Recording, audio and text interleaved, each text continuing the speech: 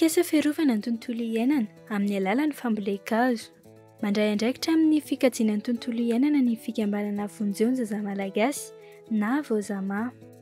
Noho ny famatsiam-bola avy amin'ny fikambanana ADES avy any Suisse dia tontosa ny tetikasa fiarovana ny tontolo iainana amin'ny alalan'ny fambolem-kazo.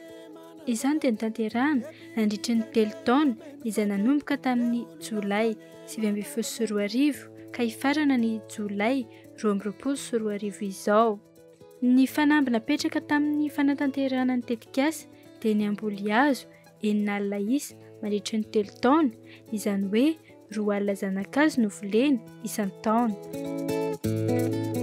Le projet de reboisement financé par ADES est un projet tout à fait complémentaire avec les autres projets de l'ONG Vozama qui promeut un développement intégral du village. Ce projet, qui a duré 3 ans et a débuté de 2019 jusqu'en juillet 2022, est un projet qui a permis de faire planter environ 180 000 arbres en 3 ans. En effet, il ne peut y avoir de développement durable sans prendre en compte l'aspect environnemental et écologique. Depuis plusieurs années, Vozama a collaboré avec ADES. Cela fait maintenant 15 ans que Vozama et ADES sont des partenaires, mais aussi des amis aimants de l'environnement. L'essentiel pour les deux parties prenantes, c'est l'appropriation du projet par les bénéficiaires. Il est fondamental que les bénéficiaires soient inclus dans tout le processus du projet, notamment les autorités locales, les villageois, mais surtout les enfants qui sont l'avenir du village. Pour 2023, Vozama envisage de planter au minimum 80 000 arbres par an et augmenter cet effectif au fur et à mesure des années. Un beau défi que toute l'équipe de l'ONG Vozama compte relever. Nandritra izany 3 taona izany dia toeram-pambolem-kazo misy 5.2 no voavoly hazo. Ny taom-pambolem-kazo 7.24 dia ireto commune 7 ireto no nisitraka ny tetikasa: Site Antotona, Maromby, Akondro, Ampasina, Anaravokoka, Ambalataratasy ary Andidy. Ny taona 2024 raika amin'ny 2024 indray dia ny ampitelo ny toeram-pambolem-kazo: Site Vinanoro, Anjamana ary Andriamena. Ary ny taon'ny mpambolem-kazo raika amin'ny 2024 farany teo dia ny ampy 5 ireo toeram-pambolem-kazo ireo izay ahitana ny site Ambalamatsinjo Itoka, Ambondrona Ambany, Ampitambositra, Voropotsy ary Alakamisina Ambohima.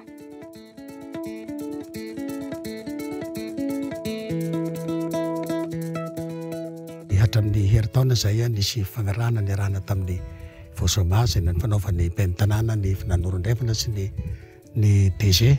2 taona ny arahana ny asa dia tamin'ny voalohany agnahy namboly hazo any amin'ny ray alina agny dia tety amin'ny tamin'ny taona ty agnahy namboly hazo 7 arivo agny totaliny zany manodidididina 3 alina eo ny hazo efa voavolinay. Namboly hazo zany ny Vozama tamin'ny voalohany dia agnahy mitaditra ty. Tamin'ny faharoa dia nisy fambolem-kazo natao tety toerana misy fa ny Vozama ny atoko anazy agnahy ihany namboly anazy hoe karamaina zany ny olona nanao anazy nanao pépinière. Dia zavatra ny fahasarany zany tsy nisy nitaterina loatra tamin'ny tomobile firy fa efa tety toerana ary velona soamasara agnahy ihany nagnara-maso anazy. Dia natao moa ny fomba fambolem-kazo moa zany amin'ny volana janvier février dia namboly hazo agnahy tamin'ny février teo ny arahana tamin'ny mpianatra sy ny ray aman-dreny tato toerana. Toerana ty misy asianay anazy moa zany dia agny amin'ny 5.0 hektara fa efa 3.0 hektara agny vita. Nakiray misy any moa ny maty tsy lozan'izay maty moa zany le hazo fa azo lazainao agny amin'ny 5.7 ny velona, 5.7 ny maty. Isaorana mihitsy koa ny ataontsika ny hosoa reto komity mikarakara nisy any madama filohan'ny vehivavy indrindrindrindra na vitrika dia navitrika satria savitandray andro ny fambolem-kazo dia savitandreo zany dia nataon'ireo miaraka tamin'ny filohan'ny fokotany sy ny komity rehetra. Isaorana koa moa zany ny adjoint maire sy ny fiadidian'ny commune avy aty matetika mijery an'ity hazo ty. Asapagna i vehivavy ny rehefa komity ny ala fa tena ritra ny rano, tena asapa ny ala agnahy hoe ritra dia amboly hazo Tena nanao fiarah-miasa tamin'ny voasamay sahay amboly hazo eo amin'ny 13 hektara eo. Tena zanak'azy nambolenay 8 aligny eo. Dia indroa isa-taogna ro manao ny fandiovana, manao ny aro afo zay. Nandrindra ny asa zany agnay tena amboly ny fokon'olo. Dia nisafita ny fokon'olo sy ny mpianatra nambolenay komity. Nisy ny fanosorana ny zanak'azy satria nisy maty ny zanak'azy tamin'ny herintaogna. Dia nanosoko agnay tamin'ny taogna ity. Dia saotra betsaka anareo, indrindra fa ny ADS koa sy adigno. Ary mangataka ny fiarah-miasa avy amin'ny voasamay sahay mba hitohisan'ny asa.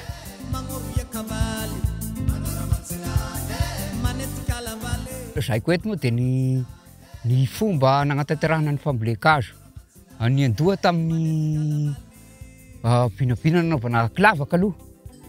Io moa zany dia niainga tamin'ny commune hoe hanao ny asa asika dia tsy maintsy atao aloha mialoha ny lavaka. Ka rehefa atao ny lavaka, io anefa tsy ho vita indray mandeha satria isika misy fokotany 5 isika. Dia rehefa natao ny fanaovana ny asa dia nisy ny fizarana isaky ny fokotany. Na dia teo anefa izahay atao periny dia tsy ny kely soroka fa tsy maintsy mba nagnatanteraka zay fokotany tsy nahavitany adidy. Tamin'ny nanaovana ny fizarana ny asa dia nampiasa carnet mihitsiny zany agnay tamin'ny nagnatanterahana ny asa io. Ny carnet moa zany tsy ala amin'ny hoe marika fa tonga taty tokoa le olo.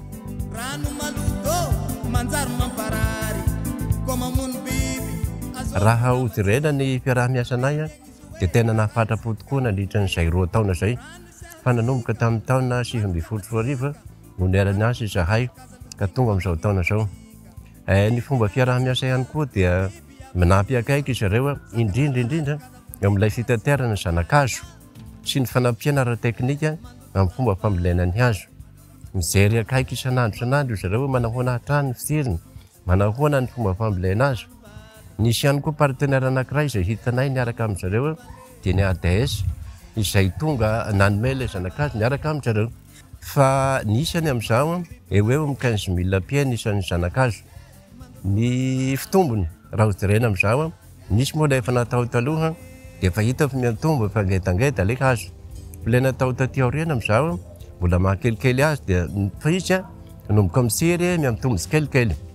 Tao amin'ny fanaovana ny lavaka ny latro fambolena ny hazo dia betsaka ny olona tonga tamin'ireny fotoana ireny. Fa ny zavatra tena marina eto dia ilay hetahetanay. Eo amin'ny 15 000 pieds ny vita amin'izao. Ny tany moa no 20 hectares eo ny tany. Ka ny hetahetanay hatramin'izao engany mba ho rakotrana moa zany ny Andraindra-Centre. Fa ny fanamby napetraka eto hiezaka izahay hanao ny fambolena hazo ara-dalàna, efa mametraka olona mpanara-maso ary hanao izay hanatsarana ny hazo mba ho lovan'ny taranaka mapara. Fa misaotra Madakariva fa mbola tsy manadino anay ny voasama ny ADS manara-maso akaiky amin'izao fotoana itenenantsika izao.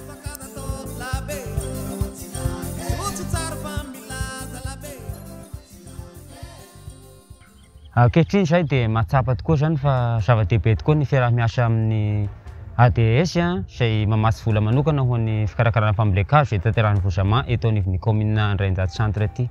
Faly dia faly tokoa ny tenanay noho izao fiavian'izao toeram-pambolekazo ty amin'ny toerana misy anay satria raha dina tamin'ny toerana tao aloha dia hitao fa miangazona tokoa ny tany noho ny tsy fisian'ny zava-maniry.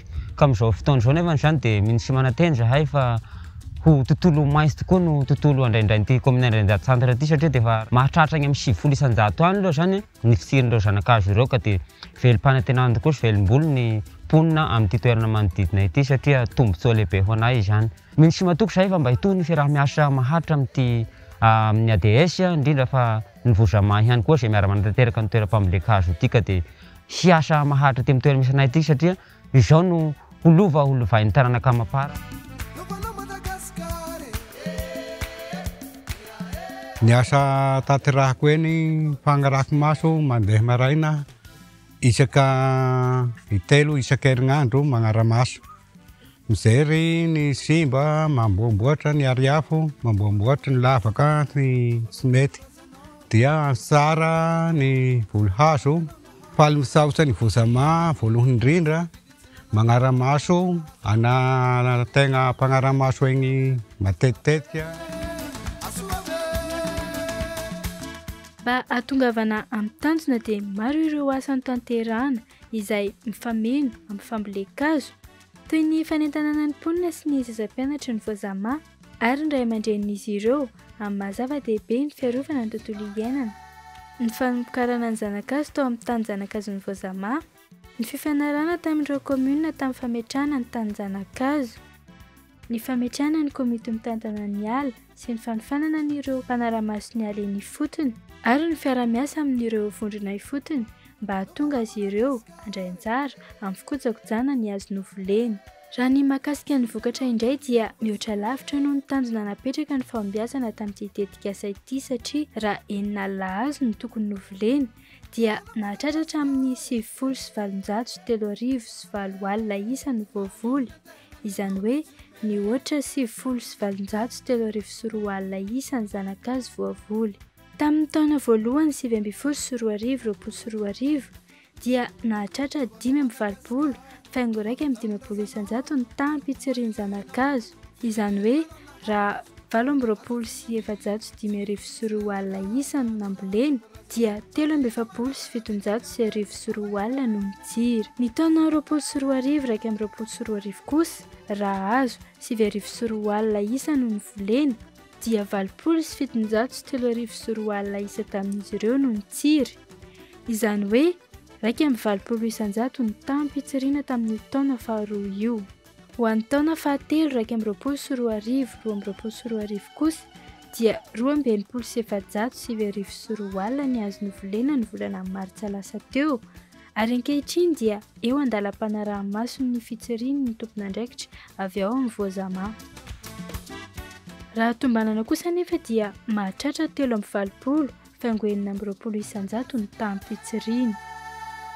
Ankehitriny velom-bolo ary feno fankasitrahana ny mpisitraka satria tsapan'izy ireo ny tombotsoa tamin'ny fikajiana ny tontolo iainana indrindra ny vokatsoa azo amin'ny fambolekazo.